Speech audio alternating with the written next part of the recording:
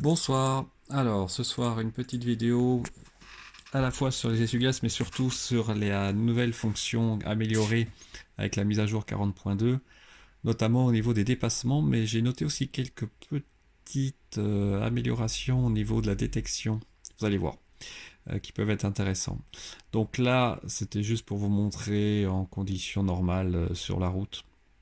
Il n'y a pas de changement particulier au niveau de la... Vous avez déjà vu, au niveau de la conduite, vous avez vu déjà, il y a des petits cônes qui se mettent des fois sur la droite là, qui ne correspondaient pas à des cônes réels. Mais c'est quand même intéressant. Vous avez vu là aussi, hop, hop, c'est les fameux, les plots blancs qui auparavant n'étaient pas reconnus, qui maintenant sont reconnus comme des cônes. Donc ça, je sais pas si ça vient de la mise à jour, mais en tout cas, ça peut venir. Hop, là encore des cônes à droite, de l'intelligence artificielle qui s'améliore.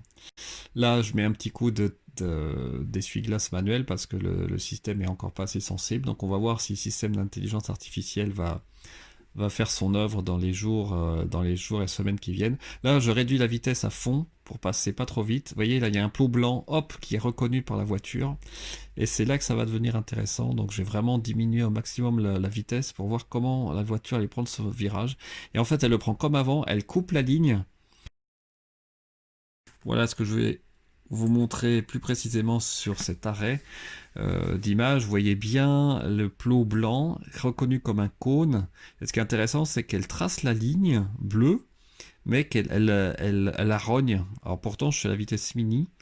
Donc mon interprétation, c'est qu'elle ne considère pas le plot comme un obstacle à l'heure actuelle.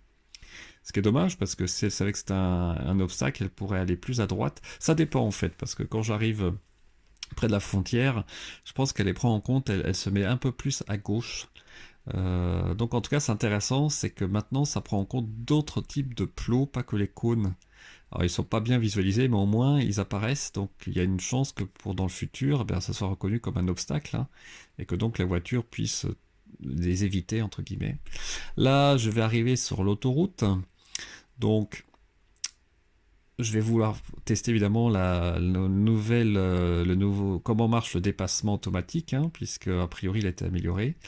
Donc bon, là j'arrive sur un rond-point, rien de particulier. Je vais désactiver comme d'habitude l'autopilot. On va prendre l'autoroute à droite et on va essayer de suite l'insertion sur l'autoroute, voir si c'est automatique. Alors je me mets à 90, il y a la voiture devant, voilà, je suis au régulateur. Elle va me proposer la voiture de mettre le clignotant pour s'insérer. Et là c'est comme la grosse différence par rapport aux États-Unis, on met le clignotant, hop, je mets un petit coup de volant. Euh, Elle y va pas parce qu'il y a une voiture qui gêne, je recommence, hop, et elle y va. Et c'est clair que par rapport à avant, c'est plus franc. Dès qu'on tourne, on confirme avec le petit volant, elle y va direct si elle peut y aller. Et ça, c'est super parce qu'avant, il y avait un petit temps d'attente. Là, vous voyez, je recommence, elle y va pas parce qu'il y a une voiture qui double. Je remets, vous allez voir, je vais remettre le clignotant, hop, le petit coup tout de suite, et elle y va tout de suite. Donc là, c'est beaucoup plus confortable parce que on gagne en sécurité et surtout, si elle hésite moins, donc moins elle hésite, et tout en gardant la sécurité par rapport aux autres voitures, ben, forcément, c'est plus agréable. Et c'est doux, hein, c'est pas un dépassement brutal. Là, c'est sur l'autoroute aussi, donc là je suis à 128. Vous voyez la voiture à droite là qui roule quasiment comme moi, donc on va voir ce qui se passe. Je garde les mains sur le volant, bien sûr. Je vais mettre le clignotant après pour pouvoir me rabattre pour sortir à Sirens. Donc voilà, je passe la voiture, le camion, pardon. Hop, on va mettre le clignotant, un petit coup de volant, et hop, tout de suite elle y va. Et c'est vrai que là, chapeau, j'espère que ça va rester comme ça. Et comme on a, vous savez, que 5 secondes en Europe pour effectuer le déplacement en entier, on gagne du temps. Là, elle y va, pareil, pas de problème. Donc, comme on n'a que les 5 secondes, après, peut y avoir j'ai eu une petite hésitation à un moment. S'il y a une voiture à l'arrière qui arrive assez vite, il faut toujours garder les mains sur le volant, évidemment. J'ai toujours peur qu'elle fasse une embardée à droite ou à gauche pour annuler le dépassement. Notamment quand on se remet à droite. S'il y a une voiture qui vous colle et qu'elle décide de se remettre à gauche, alors là, ça peut être la catastrophe. Donc, vraiment, je suis fais très attention notamment, je me rabats à droite, encore plus que quand je dépasse. Là, on va voir la sortie automatique que vous avez déjà vue. Je vais voir s'il y avait une différence. par rapport à l'ancienne mise à jour. Et en fait, c'est un peu biaisé parce que j'arrive moins vite, hein, il y a le camion. Mais j'ai l'impression que la sortie... Bon, ça dépend de la longueur de la sortie, mais ça me paraît un peu plus doux qu'auparavant. Bon, j'arrive moins vite, donc c'est difficile à dire. En tout cas, ça marche toujours aussi bien.